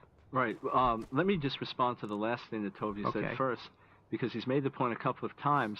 God has preserved the Jewish people, and if we read the Scriptures, we will see that he has preserved us in spite of our stubbornness and in spite of our unbelief. I could point to the Muslims and say, well, the Muslims must have truth because they're persevering through the generations. So that doesn't prove that it's the truth. I would also say, if not for the traditional Jewish community repelling and rejecting and pushing out Jews who believed in Jesus, along with the church's insensitivity to the Jewish roots of the faith, the story would go very, very differently than what Tovia is saying. Guys, did everyone catch that? So, very important, and he's continuing here, but just want to make sure everyone got that point, because that's very important for kind of both sides. So, Rabbi Tovia Singer is pointing out that if you become a Messianic Jew and you reject the interpretations of the rabbis and so on, then over time you lose your Jewishness. And the only people who really consider themselves Messianic Jews is because their grandparents were. In other words, if you wait another few generations, he's basically saying that Michael Brown's great-great-great-grandchildren won't consider themselves Messianic Jews. They'll just consider themselves Christians. They're going to lose their Jewishness. And Michael Brown responded by pointing out that there's a reason, and the reason for that is on both sides. It's one, when someone says Messianic Jew, you become kind of an enemy of the Orthodox Jewish community. Like, get away from us. We don't want you here. You are not part of us. You are no longer Jewish. And so you're being pushed away by that community. And then okay, now I'm no longer part of the Jewish community. You're pushed away. But he also points out that over time, as the church becomes more Gentile focused, that the church loses its Jewish roots and it doesn't understand its connection to these Jewish roots, and so they just aren't interested in those roots anymore, and so they stop emphasizing it. And so he's saying, if you actually understood the connection better, and you didn't think, oh, this person believes in Jesus now, so he's no longer Jewish. If you didn't have that over here, and you had a healthy interest in understanding the Old Testament and so on, that the world would look very different right now. In other words, he's saying, hey, the problem you're pointing out, Rabbi, is how both sides have kind of acted, and it's not an indication that Jews believing in Jesus is somehow wrong.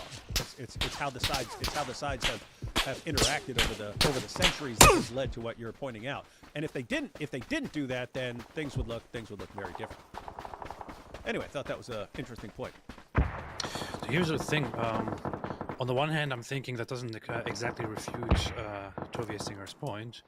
On the other hand, it is a very good point to bring up. Yeah, so what you would say is, if Tovia is correct in what God is doing, then yes, he's saying, I can account for why this is happening. And Michael Brown's saying, I can account for why that's happening too. And it has nothing to do with God punishing you and casting you aside or something like that.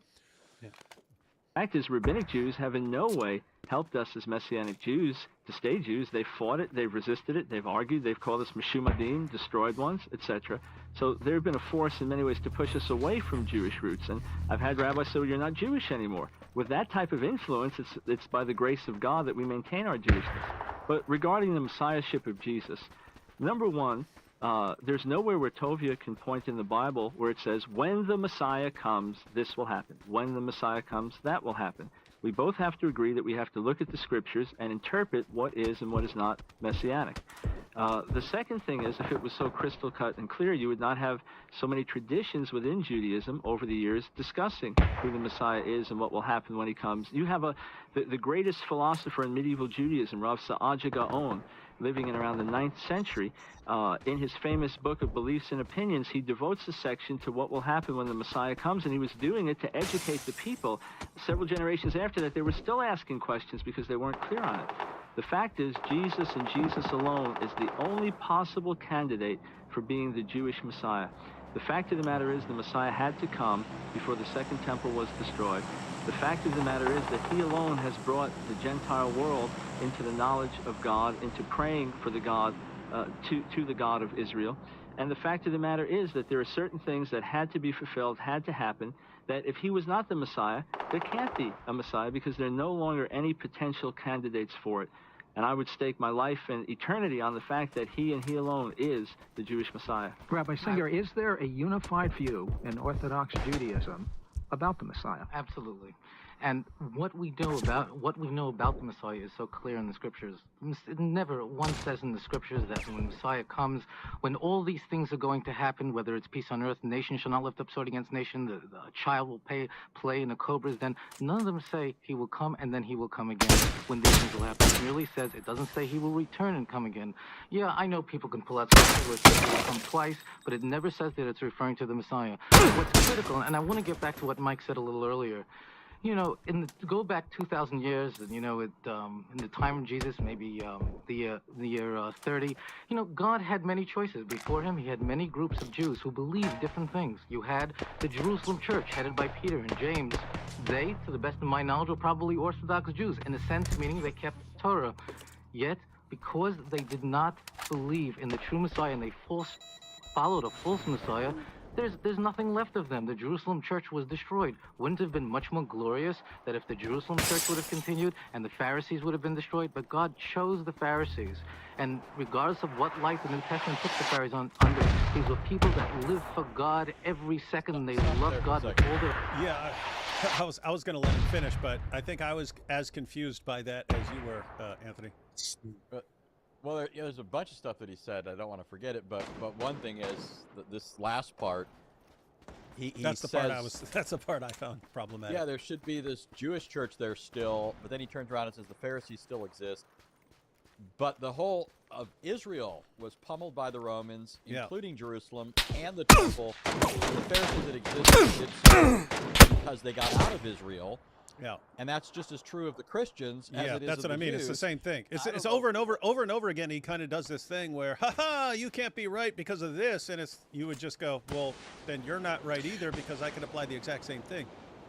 Well, couldn't you say that the Pharisees continued existing insofar that they became the rabbinic Jews because the dominant aspect of them left the place and established their scholarship somewhere else, where they then turned into the rabbinic Jews? But in the same way, you could also argue that Christianity is a continuation of that in the proper way from a Christian perspective, because that's what it was meant to be. You could make the argument for both Christianity and rabbinic Judaism if by his standard here.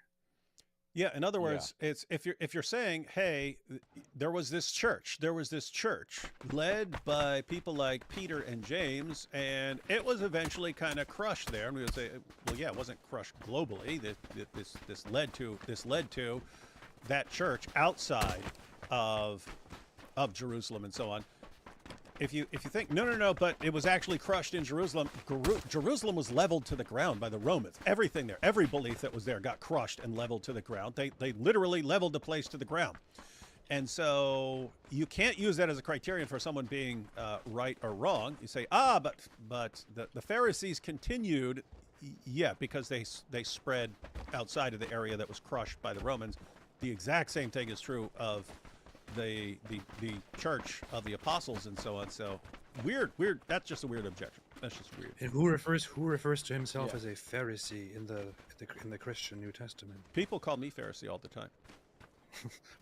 St. Paul says that he is a Pharisee by what does he say?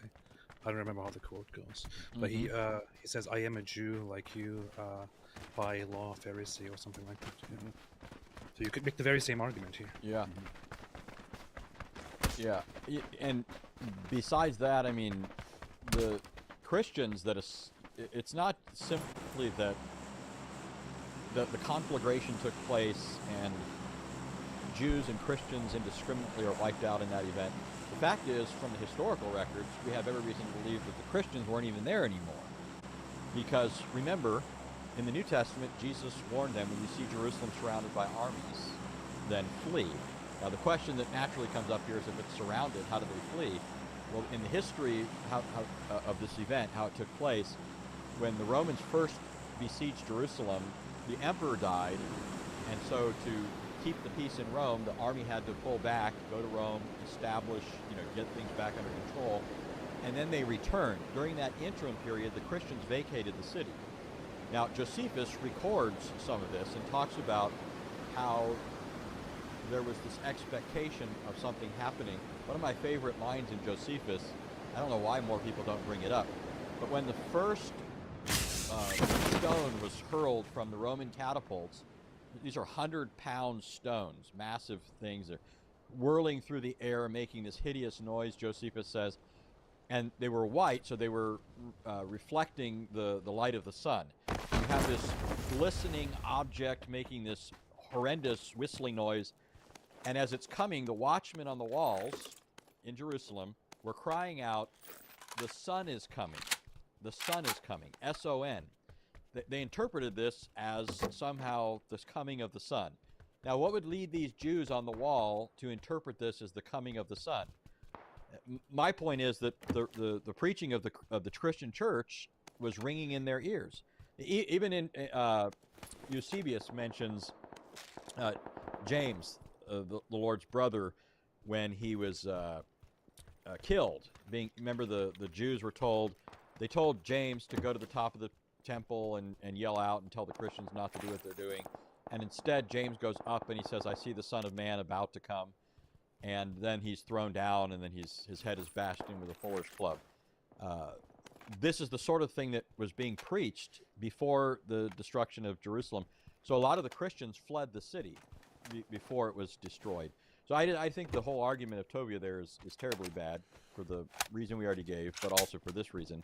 But one other thing I wanted to say had to do with, it seems to me Tovia is just making Dr. Brown's point. He says, Dr. Brown makes the point that the Old Testament text doesn't say when the Messiah comes, that will immediately result in peace. He's just basically saying you don't have these kinds of verbatim statements. You have statements that require interpretation and so forth. But then Tovia comes back and he says, he talks about how there are statements about a child putting its hand in a cobra's hole and not being bitten or dying. Other statements about peace, and he says, it doesn't say these are going to happen in a first coming or a second coming or something like that. But that's the whole point. That's the point Dr. Brown is making. It doesn't separate out these kinds of statements. And so what are you going to do? I think Dr. Brown is going to bring it up in a bit. He's going to mention two apparently very different statements about the coming of the Messiah. One that talks about him coming humbly, riding on a donkey, and another statement about him coming with the clouds of heaven. Those are two very different pictures, and the Jews took them to be very different.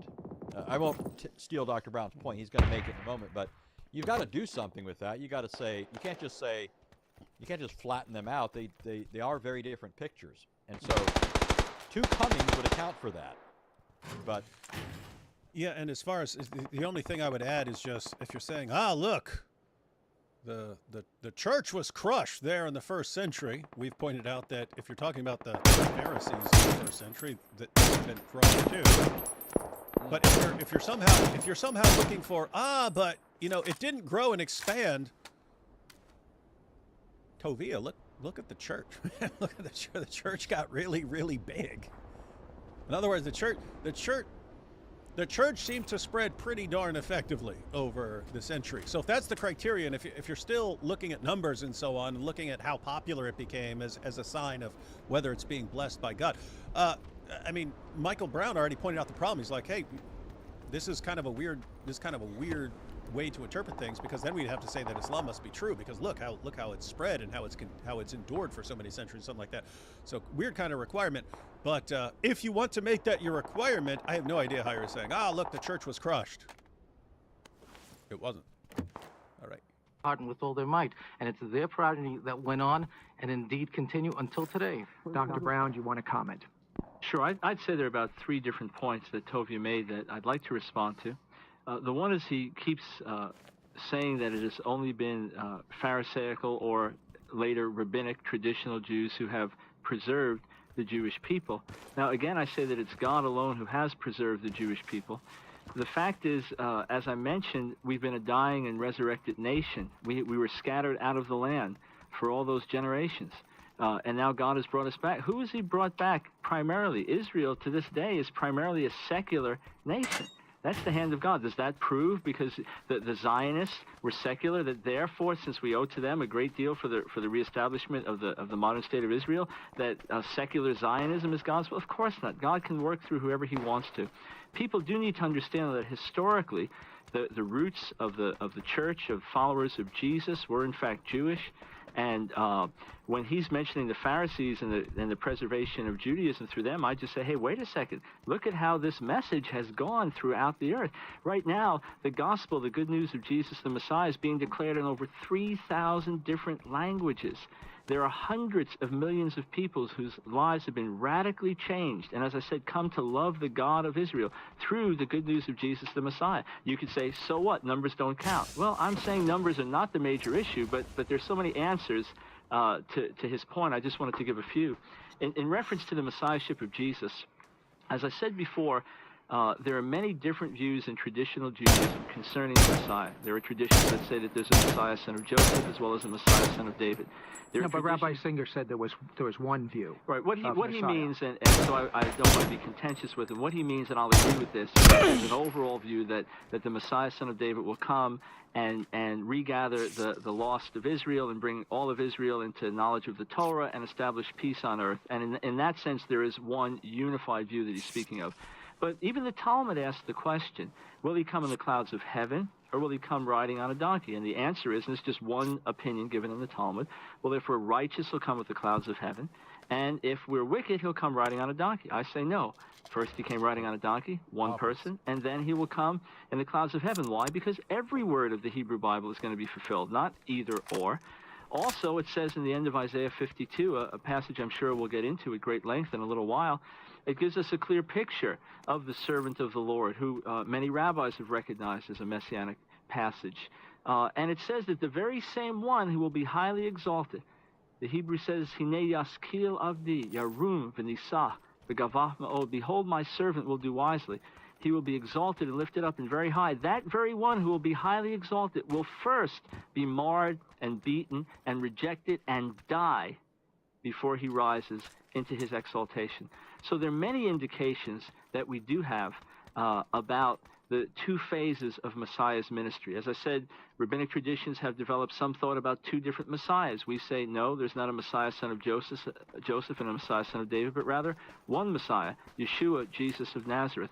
I'd also just make the point that if we will be honest about one Jewish view of the Messiah, we'll see that it is somewhat of an overstatement if we'll look at the Hebrew Scriptures. And I'll explain what I mean as we get further into our dialogue. You know, there are people listening right now, and they're saying, why is this dialogue going on? And I think when I get the answer to the next question I'm going to ask, they're going to understand why this dialogue is going on.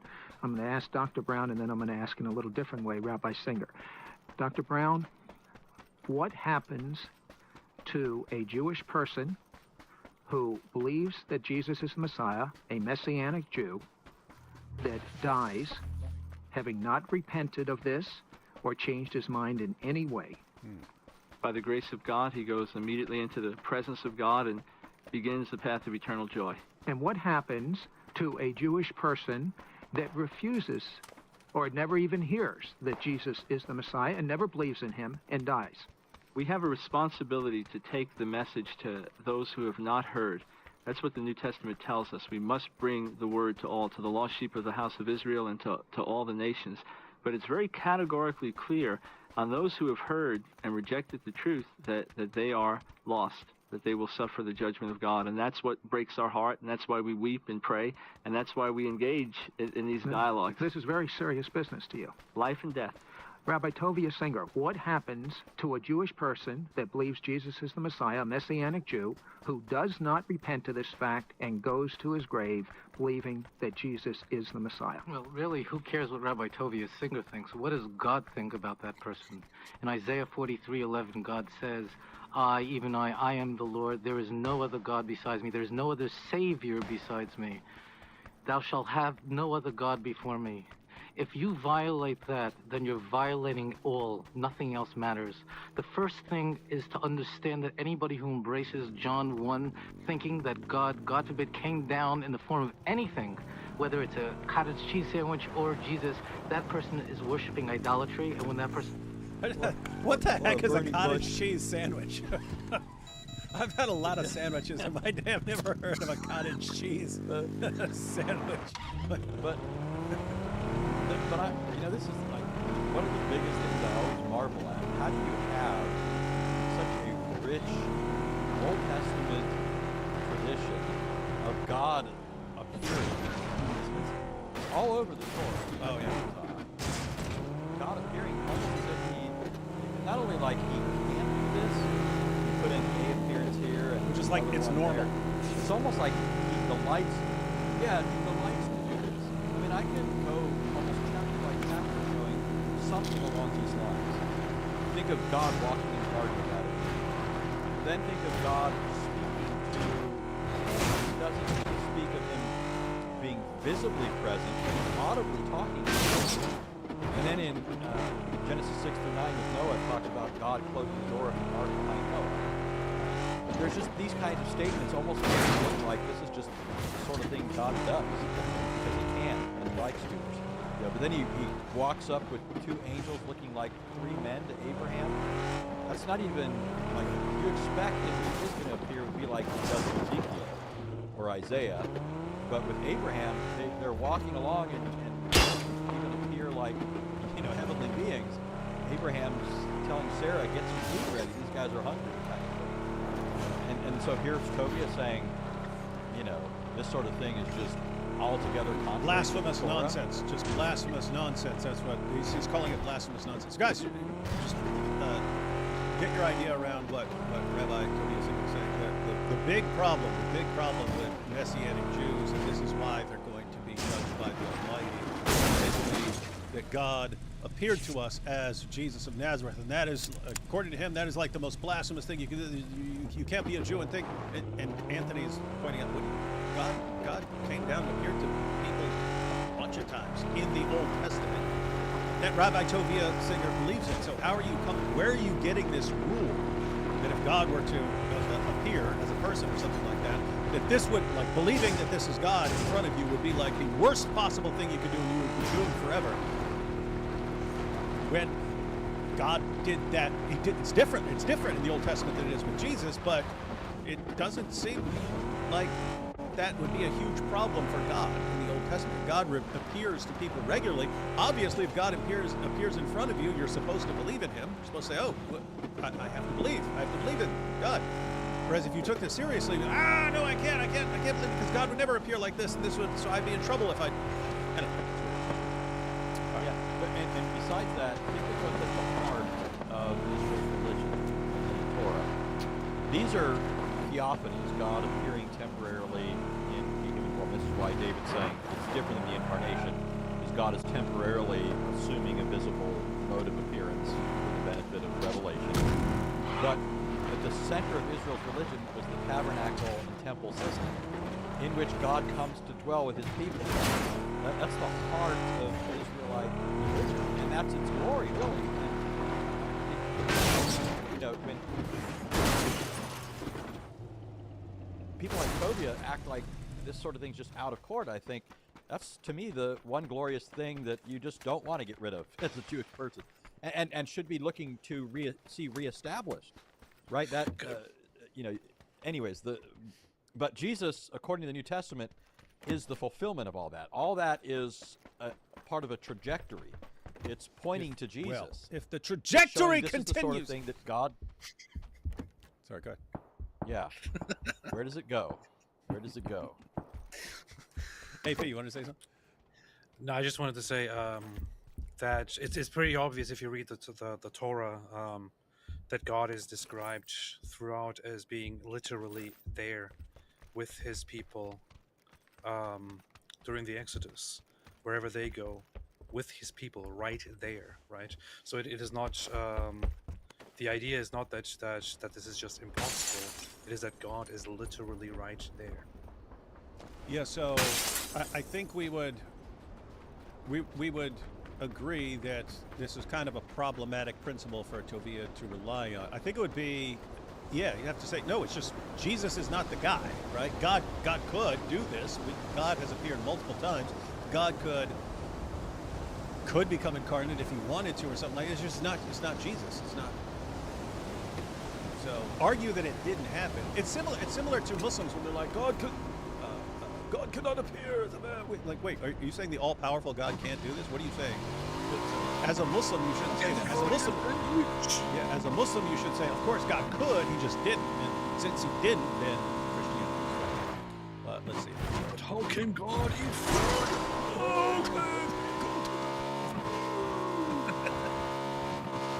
Does that, he loses his eternity. He will not resurrect at the end of the days. But it's also important for that person to know that God loves you so much more than you can ever love yourself. You can look at the moving portrait of a woman, a mother, nursing her little infant baby. And as a baby is sucking, think about the love that's taking place, the bonding that's taking place between that mother and that child. Yet the prophet Isaiah says that as much as that woman loves that baby, God loves you so much more than that. Well, if God can love you that much, understands he's patient with you.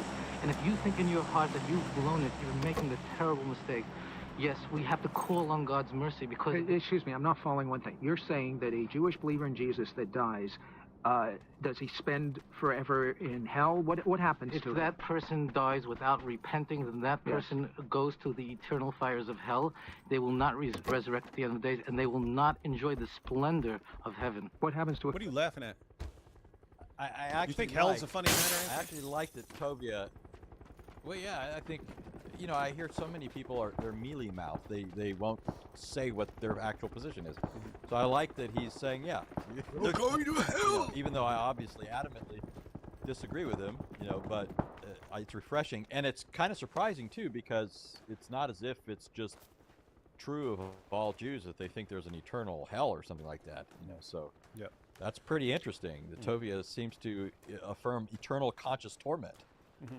That's what it sounds There's like. also a difference between there's a difference between how a Jew who believes in something else is viewed and how a non-Jew who believes in something else is viewed, and then there's also disagreement even then between whether a Jew who follows a certain path and still believes in God but in a different way has actually fully abandoned it or not. But I'm pretty sure that the consensus, or the majority of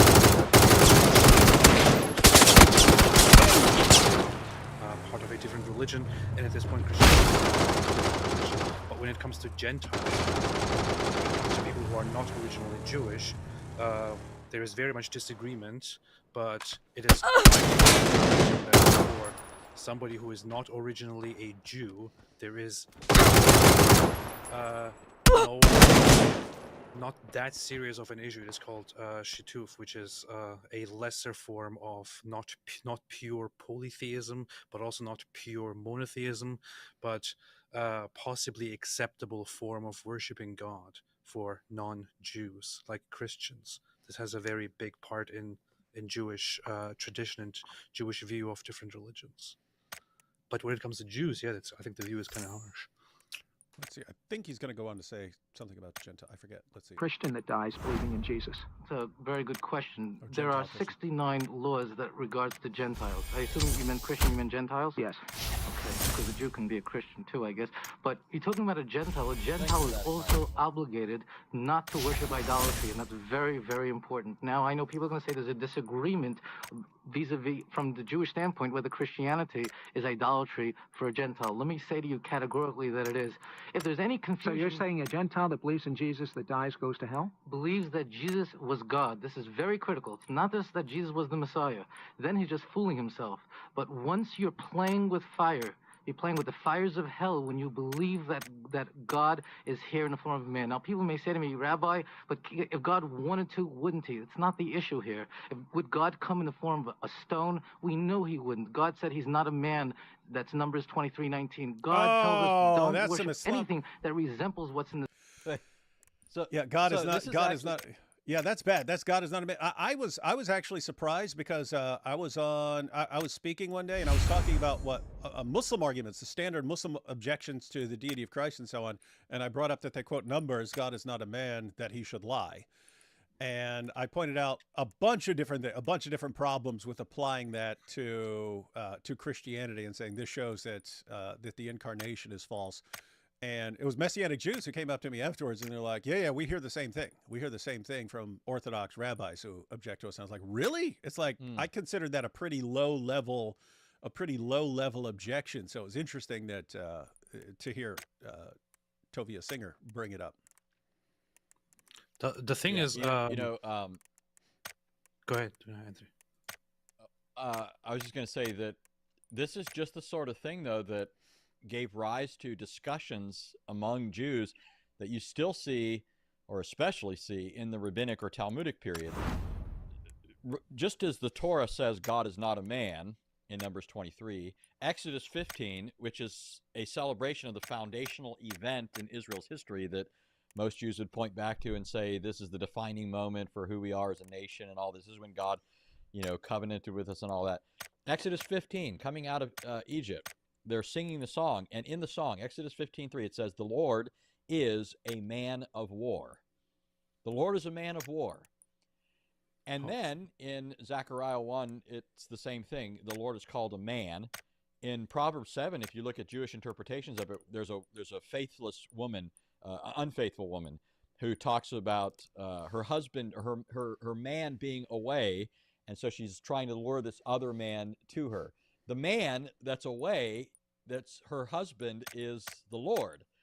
That's according to Jewish interpretation. My point is, right alongside statements like Numbers 23 are all these other statements calling God a man, which I don't take literally. My point is just to say, I think they're misusing Numbers 23. Right? Indisputably. That's not. I mean, this is talking about like God doesn't have the characteristic, the moral failures of a man who would lie. So Ezekiel Days, one of our critics in the chat, had posted it. Numbers 23:19. God is not a man. It doesn't say God is not a man, that he should lie. It's talking about, hey, God is not imperfect like you. Christians, did Jesus lie? Did Jesus sin? Nope. Okay, so that would mean that Jesus isn't in the category of ordinary human beings. But apart from that, because there are like half a dozen problems you can point out. Anthony pointed out one. You have all these other passages which we're talking about God, God is a man and so on. But right here, God is not a man that he should lie. Suppose you wanted to say that this is talking about God taking on a human nature. Does any Christian in the world believe that when these words were uttered, that God had become incarnate as a man? No. So if I said right now, I am not a CEO, would that mean I can't become a CEO? If I said I'm not a CEO right now, would this mean I can't become a CEO at some point later? No. So no matter how you want to interpret or twist this, it doesn't work. It just doesn't work at all. And so you just have to be incredibly sloppy in applying this. And that's why it makes sense to come from Dawa guys who just rip things out of context and ignore all the responses and stuff. It's weird to hear it from a rabbi who should know better. My only problem with this is that I just very recently read some opinions by different rabbis, Orthodox rabbis, there have been disagreements since as early as the Talmud.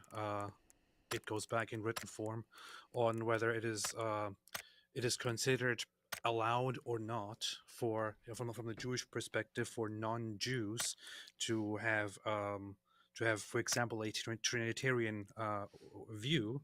And one opinion has always been that there seems to be no problem with it, because unlike Jews, they were not directly instructed in this manner. And for non-Jews, there doesn't seem to be a problem. They can follow that path. And there are rabbis today who still say that directly, that there is no basis for calling Christianity, for example, a form of idolatry, and that it is acceptable for non-Jews to pursue such a path. Although there have also been constantly opposing views which said no, it's just outright unacceptable. But it's just confusing to me that Rabbi Tovia Singer sits here and says that he first points out that there are indeed disagreements, but then he says that it is clear-cut and clear-cut idolatry. So, and he says that after he said for quite a while now that that the Jewish perspective on things is pretty clear and unanimous. I'm a little bit confused. Yeah. So there have been some. See, here's the thing, ladies and gentlemen. There are lots of points that an Orthodox Jew could make when he's disagreeing with us and saying, "Hey, you're interpreting this wrong." Where even if I disagree, I go, "Okay, I see that. I can see your point. You're making a fair point, even though I disagree with your conclusion. I understand why you're using that point." And there are other places where, come on, seriously, you're using this. Anyway, this is one of those times. Sky, what's below, on the ground. Don't do it. Stay away from it. And if you are, whether you're a Jew or you're a Gentile, you're created in God's image. God loves you. And if you're a Jew, understand that you are the apple of God's eye, and he's going to be very critical with you. And you will lose your eternity if you worship idolatry. Tovia, question. Yes. One mensch to another. Yes. Human. Are you a righteous rabbi?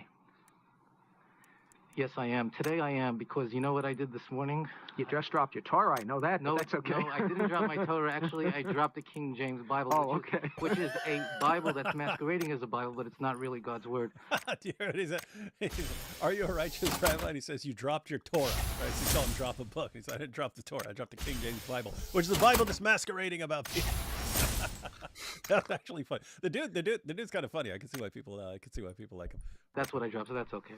Now, getting back to your question, could you repeat your question one more time, Sid? Are you a righteous rabbi?